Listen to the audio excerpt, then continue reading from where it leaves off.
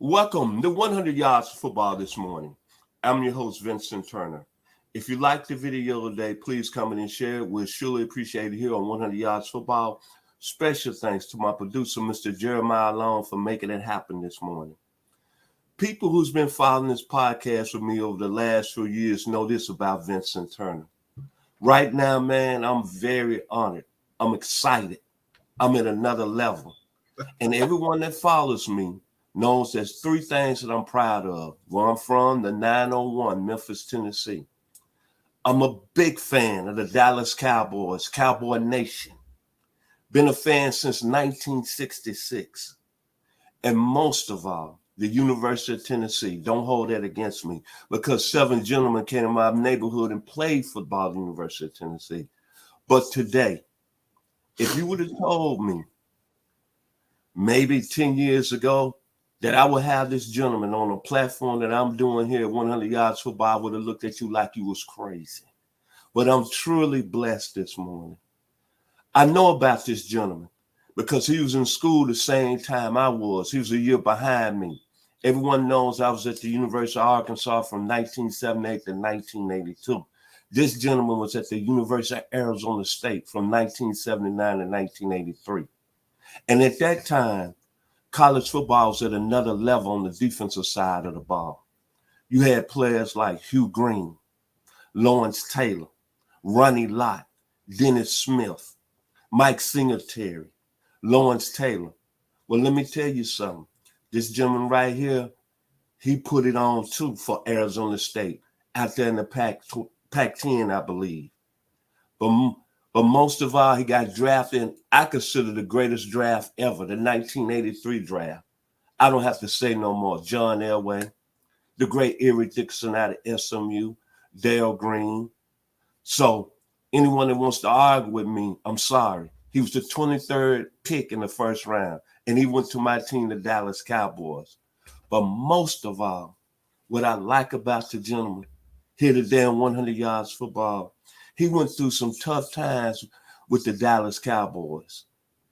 But at the end, he ended up as a champion, and he was respected by his teammates. So today, on 100 Yards Football, we're going to bring the legend. I consider himself Mr. Jeffcoat. How you doing this morning, sir? I'm doing great, Vincent. How are you doing? Hey, I couldn't be more blessed, man. Ready to talk some football with you, talk about your career, where it got started. And my most important question is I asked you before we start today. Now, I'm out of the South where football is real big. Now, you come out of the New Jersey area. How in the world did Syracuse, Penn State, and Pittsburgh, who were very powerful at the time, let you get out and go out there to Arizona State? But let's start from your early childhood. Who was the people in your life, Mr. Jeffcoat, that got you to where you are today, and how did your career start? Well, first of all, it's my parents. My dad was a forklifter in a brick factory. He was ex-military, and my mom was a school teacher, and she was a tremendous athlete. She was one of the first Black women to get a basketball scholarship, and they pushed me. I'm the oldest of 6, and my mom really pushed me. I mean, she wanted me to be successful and wanted me to show my younger siblings what it took. So, I took the brunt of everything as being the oldest of 5 boys and 1 sister. So I always give them credit. My dad was a great baseball player, and I took athleticism from both of them. But in our household, education was important. They wanted me to make sure that I did the right things in school too. So I give them the credit. And I had tremendous high school coaches. When I got to high school, I didn't play until the 9th grade, but I had some really good coaches that taught me the game, and we had a very successful team. It was we were one of the larger schools in the state, so you had to really compete to get the opportunity to play on the varsity. And I started off on the freshman team, but by my sophomore year, I started on varsity. By the middle of the year, I was a consistent starter. And then looking at where your career went, then the dream of playing college football. You was recruited by so many schools out there, and you was telling me. But my question: how did you end up at Arizona State playing for Frank Kush? Well, I was recruited, obviously, by a lot of schools in the South and in the North, the schools that you mentioned. But actually, I went to a trip to Arizona State. It was 80 degrees, and people were swimming and stuff. And then back in New Jersey, there was a blizzard. So I'm going from a blizzard to beautiful weather and everything. And I'm thinking to myself, well, why am I going to go back to all this snow and stuff? I'm going to come out here where it's beautiful in the winter, where I don't have to worry about, the weather. So long story short, I go out there, enjoy my visit to Arizona State. And little did I know that it gets 120. Yes, we didn't have the iPhones and we didn't have the computers, so you get 120 in the summer. But it was a good experience. I took my visits to various places. Like you said, Syracuse, Penn State recruited me, Michigan State. But it's just something about Coach Kush, because he talked about the things that were important to my family, the education and things of that, and making sure that I got my degree. And it was important. And even though he resigned in the middle of my freshman year, he would come to class to make sure I was in class and doing the right things. And that was the commitment he had, to make sure that I did the right things and got that education. What I like about when you went to Arizona State and seemingly you're a trendsetter, I look at your 4 years there. The first year, y'all go 6-6. The second year, y'all go 7-4. The third year, y'all go 9-2. Then your final year, y'all go 10-2. But I'm going to talk about your senior year where, as we say down south, you balled out. You had 95 tackles your senior year. And you had 2 forced fumbles. But I'm going to bring up some games to bring your memory back. Now, that year, y'all played against the Houston Cougars. Of course, I know about Houston because I attended the University of Arkansas. That game, you had, I believe, 12, 14 tackles. But I know this from the defensive standpoint, that game, you stopped Atlanta Wilson and Arby McMullen. And when I saw them gentlemen play in college, let me tell people out there, if you haven't played against the Houston Cougars' veer offense and how they spin and how fast they were, this young man right here had 12 tackles that game. Talk about that game right there. Well, the thing about that game was we could run. I mean, we were a team that had great speed. We had Michael Richardson, Vernon Maxwell. You mentioned Ron Brown, and we could really run, and we call ourselves the Running Rags. And we prided ourselves on playing a different kind of defense. We were going to outwork you and outrun you. And we did that with, I think Houston was a top 5 team at that point. And they never had seen speed like we had in various positions. 9 of those guys that I played with played in the NFL. 7 of them were on Super Bowl teams. Wow. I know Mike Richardson was a hell of a cornerback for the Chicago Bears. And Vernon Maxwell, second-round pick in Indianapolis Colts. Rookie defensive player of the year. And then you had also Brian Caldwell, Ralph Dixon. Yes. Brian was drafted in the 4th round by the Cowboys. He was a Ralph Dixon was a tremendous player. He played in the NFL and the Canadian League. And then y'all had that linebacker that can really run, Jimmy Williams. Jimmy Williams, God rest his soul. Jimmy was he was a freshman at that time. And we had another guy called named Greg Battle, who was just a very good, excellent player. We had players at almost every position that went on to be make an impact in pro football. Now, that same year, I want everybody here at 100 Yards Football to hear this. This is why when you bring great players up your screen, you got to give them their flowers and tell them about the major game. Now, to me, it was your best college game. USC, hard-fought game. You had 13 tackles in that game. But I want people to listen to this. Mr. Jeffcoat that day went up against a Hall of Famer, Bruce Matthews, and another first-round pick in Don Monsbar, and he owned them. Talk about that game right there. Well, you dominated that football game. Obviously, before I got there, they were in the Western Athletic Conference. A year before I got there, they went to the Pac-12, and we were the only team in the country at that time that had a winning record against USC. So we held them to, I want to say, -27 running the ball. And that's how we play. Like I said, we played a different type of football. We had guys and we had a lot of guys from LA. So that was major for them. But we had guys that just go out there, when you put the ball on the ground, you better be ready. And it was USC and having the opportunity. I played against guys like Marcus Allen, Ronnie Lott, and they, like I said, they recruited me. So I knew Ronnie Lott, Dennis Smith, and all those guys.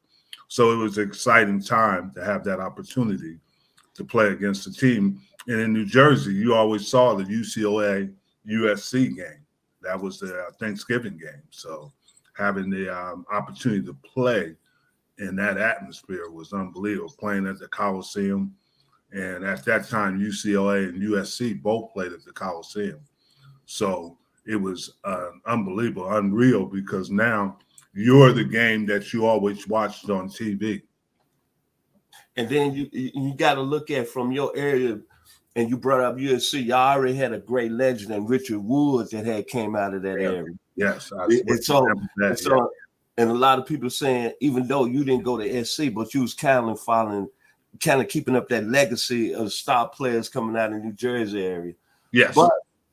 But my thing is that your final game of the year, your final game in your career, I was at home from school visiting, and the Fiesta Bowl, probably your greatest game ever, man. You had 16 tackles in that game. You was the defensive MVP. You had one forced fumble. You had a safety. Talk about ending your career in the Fiesta Bowl against Marcus Dupree. Well, it was interesting. Everybody was talking about Oklahoma and, the legacy of it. And we had we always met before the game, and we had a dinner with both teams. And Barry Switzer got up there and called us the Dust Devils. And I'm like, wait a minute, this ain't happening. He didn't realize that the one thing I remember about that game was Marcus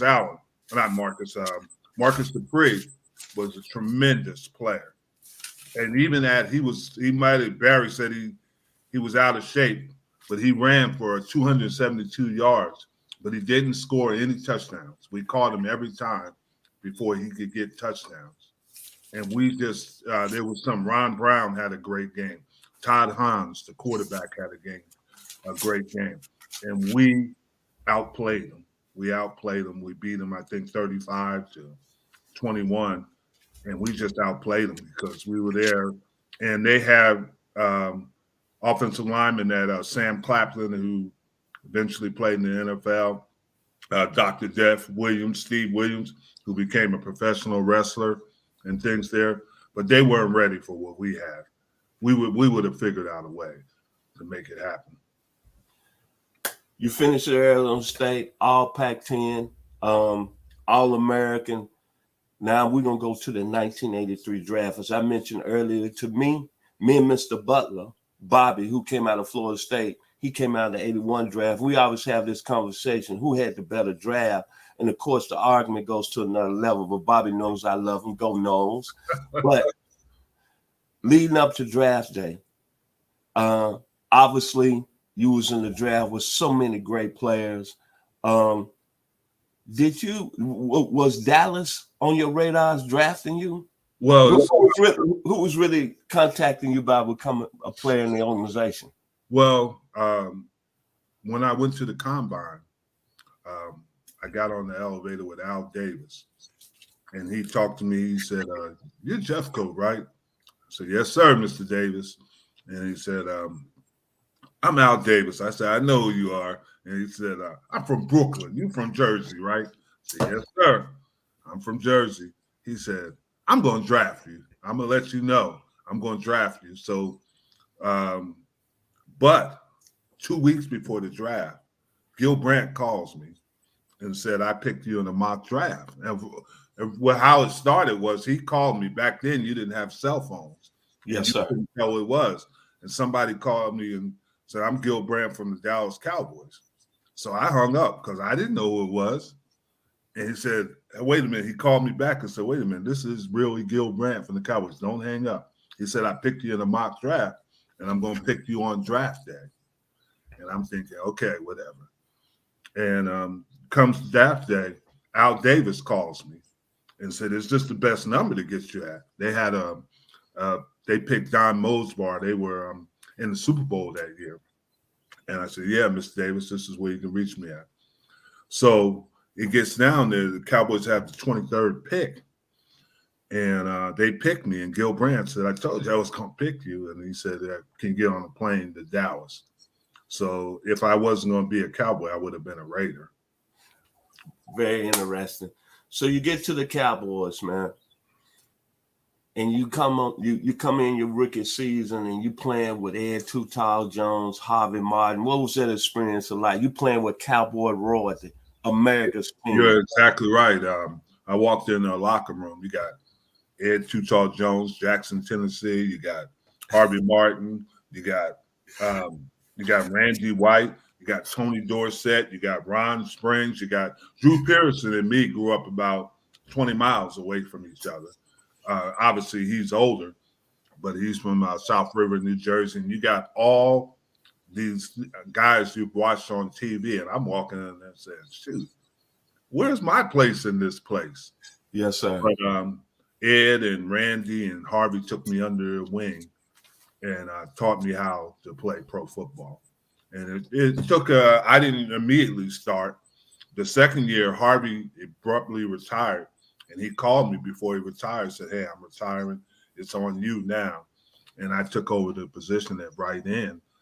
And it was something that you don't anticipate, but you better be ready for. Now, through your Cowboys career, Mr. Jeffcoat, you got to understand something. You talking to a real Cowboys fan. 1966. That's how long I've been a fan ever since I was 6 years old. And I follow every Cowboy game from the time 66 to the time you was there, even into the early 90s when you got your 2 Super Bowl rings. I'm going to bring up a real nice memory for you. November the 10th, 1985. You tied Bob Lilly's record. You sacked Joe Theismann 5 times. As we say down in the 901, you were balling. Take it back to that day. Well, what had happened it was an interesting day when my parents came down to obviously Dallas, but it was easy for them to get to D.C. It's not a long ride from New Jersey to get to D.C., and they were at the game. And the one thing I've always respected about Washington was they would put the opposing players' families in the front row. Okay. And they were there, and I wanted to, show off, and we just hit it just right. Me and Randy were having a good day, and they couldn't block us. And we took advantage of it. It was a heck of an experience. It was a little bit surreal with doing that, but once you get on that roll, it's hard to stop. And then talk about, I believe the same year against the Giants, your 65-yard interception return. Now, yeah. I saw some of that 4.6 speed going down the field that day. But what happened was Ed Jones tipped it, and I was coming around on the pass rush, and I saw the ball, and I just caught it and kept running. And nobody in the position I was in, nobody was going to catch me. So even my boy, when I played against the Redskins, and I got a 77-yard touchdown. Riggs, that's my guy, but Riggs wasn't going to catch it. He knew it, and Riggs could run. Gerald Riggs. Yes, sir. And then when you look at the one thing I look at, man, is that you were so consistent in your years with the Cowboys. Like I said, in 86, you had 14 sacks. 1989, as a defensive end, you had over 100 tackles. But I guess I'm going to keep it as honest as I can. You played for the legend, Tom Landry. Yes, I did. I was blessed. So take us back as Cowboy Nation, us not living in Dallas. When Mr. Landry, I'm going to say kind of quietly, was let go. Then Jimmy Johnson comes in. You're a veteran on the team. What was that experience? What was that like? Well, it was kind of funny. A year before that, Jimmy Johnson walks in our locker room with Gil Brandt, and I said, "That's going to be the new head coach of the Dallas Cowboys." It was a premonition. I don't know why I said that. And he looked at me, and I looked at him, and I said, "How you doing, Coach?" Because he had success at the University of Miami, and we had in 1988 we drafted Michael Irvin. And it was just it was just a premonition that someday he was from Port Arthur, Texas, and we knew that. But Coach Landry was special. Coach Landry would on Mondays we would have meetings that go 5 or 6 hours, and he critiqued every position because he designed the offense and the defense. He designed the flex defense, which is not in use anymore. And then he designed the shotgun and designed all the things on the offense. And it was brilliant. And back then, he would call the offensive plays and he would call the defensive plays. You had defensive and offensive coordinators, but Coach Landry was basically the guy who did it. And that's how they did it in that era. They did everything.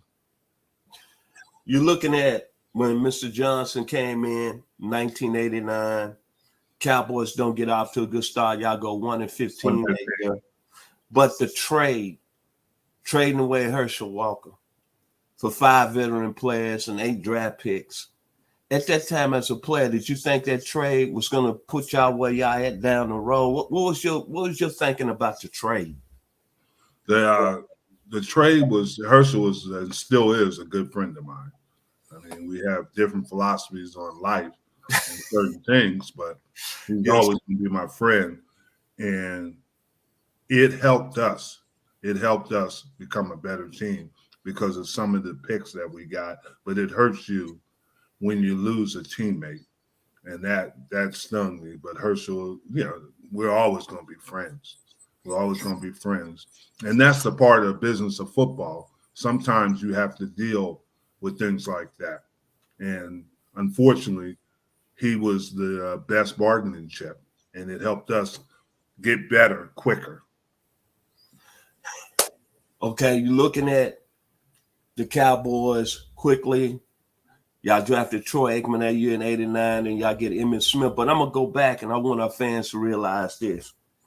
This gentleman in front of me, this is what makes people special. Think about this. This gentleman right here had over 100 tackles that year. He had 11.5 sacks to lead the team, and they went 1-15. So you know what that's telling me as a fan, as a person? Mr. Jeffcoat was dedicated to the game. And number 2, think about this. The team went 1-15, but he had the respect of the teammates in the locker room. See, this gentleman on the screen with me today, he kind of is a model of leadership. But moving on, Mr. Jeffcoat, did you think the Cowboys will be in the Super Bowl, in 2 years down the road? Nobody could anticipate that. But what Jimmy Johnson always told us is that we're going to work like champions. We're going to play like champions because we will be champions. And that's the model. He didn't go by the norms. He went things. We were doing things that were, not done in pro football then. When he originally came, we had full practices on Tuesday. And I played my first year with Jimmy in 89. I played with about 5 or 6 defensive tackles. Jimmy would just tell me to get them lined up and let's go play. And he said, don't worry about anything else. And I would line them up, get them in the right position and go play. That's the thing. but you knew he was on the right track. You knew that he understood what it takes to rebuild the team, and he had the right attitude. There were some guys that resisted it, and he wasn't going to have it. He let them go in different. They had success in other places, but this wasn't the place they were going to have success in. 2 years down the road, y'all win y'all first Super Bowl.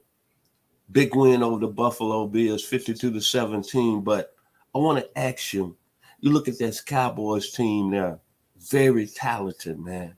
Michael Irvin, Emmitt Smith, Troy Aikman, Eric Williams, yourself, Kenny Norton Jr., Russell Maryland, Charles Haley.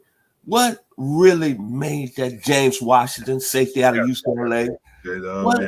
What made that team gel with all that talent and be so special?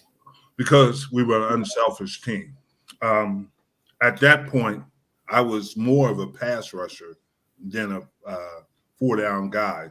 I did have opportunities to go in the game and play them there, but what happened was Tony Tolbert, who was a tremendous player, played those games. And Jimmy told me, he said, hey, I'm going to make you more valuable because he said, I'm going to give you some rest and you don't have to play 60, 70 plays a game. And that was his philosophy. Keep me fresh, let me go rush quarterbacks. And I thought it was a tremendous opportunity. And he was right. It made me more valuable because I enjoyed rushing quarterbacks, and he knew that. I could play the run, but if I come in fresh, that's going to be tougher on the offensive lineman. Now, I'm a little biased. I cause a lot of trouble out in the world because I think myself, and maybe you can help me out here, Mr. Jeffcoat, when I'm arguing with other people out there talking NFL, I said the 1992 to 1996 Dallas Cowboys era is the greatest in pro football history. What would you say to that? I'm saying the greatest. I would agree because you have to look at what we did. We had a different team. Jimmy took that team and took it to the edge, but he pulled them off before they could fall over. We had and he always talks about, we had a swag about us. We weren't a team that was disrespectful because we were the least penalized team in the NFL. But we played hard, and we knew we could play with anybody. When we walked on there, you might have had better talent than we did, but you weren't going to beat us because we'll play harder than you. And that was our mentality. And then after you played, after Dallas, you went and played in Buffalo for 2 seasons. But what I respect about you, after your career, you got into coaching. Yes, I did. Young man. Did you see yourself going that way after your playing career? Did you really see yourself getting into coaching? Because you coached at Houston, you coached at San Jose State, Colorado, very respected in the coaching game. Just talk about that a little bit. Well, coaches had asked me would I ever consider coaching it. At that time, I had got my degree in communications and entrepreneurship, so I wanted to open up my own business. But the day I retired, the Cowboys called me and asked me would I come over and interview for a coaching position. And I thought, what the heck, I'd go over there and interview some. And it was Chan Gailey. He interviewed me and said, hey, I like talking to you. I think you could be an asset to us. He said, but I have somebody else in mind. If that falls through, then I want to talk to you again. And it fell through, and I had the opportunity to get in coaching and enjoyed it. I did it with the Cowboys for 8 years, and then I went into private business. I went into insurance business, and then I went back into coaching after a couple of years. After my children grew up, I wanted to see my children have the opportunity to watch them play.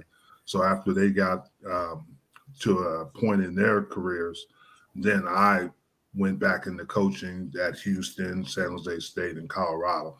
And my youngest, she just graduated with her master's degree. That's the one who was traveling with me the most everywhere. And your son, let me get it correct, Jackson played at Texas? Yes, and he played for Washington. He played for the Commanders. And he played 3 years there, and now he's an all-star up in the CFL, Canadian football, and he plays for the Winnipeg Blue Bombers.